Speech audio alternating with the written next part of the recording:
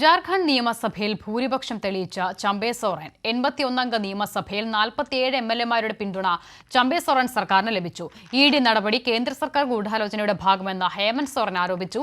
അതേസമയം അറസ്റ്റ് ചോദ്യം ചെയ്തുള്ള ഹേമന്ത് സോറന്റെ ഹർജിയിൽ ജാർഖണ്ഡ് ഹൈക്കോടതി ഇഡിക്ക് നോട്ടീസ് അയച്ചു.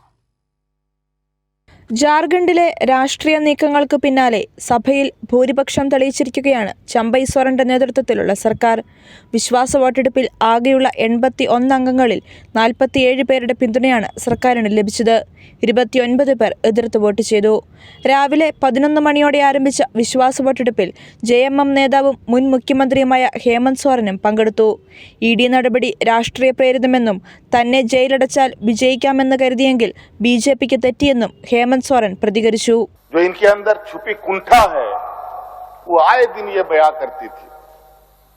इनके आचरणों से इनके बयानों से, लेकिन हमने हार नहीं मानी है. വിശ്വാസ പ്രമേയം അവതരിപ്പിച്ച മുഖ്യമന്ത്രി ചമ്പൈ സോറൻ രൂക്ഷ വിമർശനമാണ് BJPക്കെതിരെ ഉയർത്തിയത്.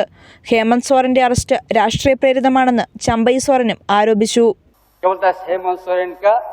चंपा सोरेन का दूसरा पार्ट है. हम गौरव से कहेंगे हम पार्ट 2 है जो यहाँ का शिक्षा. അതിനിടെ അറസ്റ്റിനെതിരായ ഹേമന്ത് സോറന്റെ ഹർജിയിൽ ജാർഖണ്ഡ് ഹൈക്കോടതി ഇഡിക്ക് നോട്ടീസ് അയച്ചു. ഈ മാസം 9-നകം മറുപടി നൽകണമെന്നും കോടതി ആവശ്യപ്പെട്ടിട്ടുണ്ട്. കൈരളി ന്യൂസ്, ദില്ലി.